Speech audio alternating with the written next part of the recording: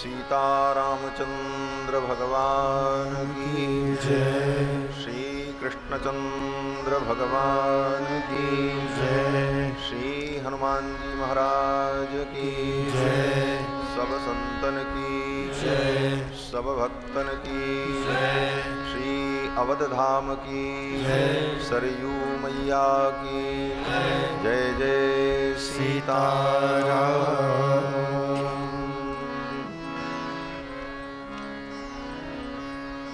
Hari Om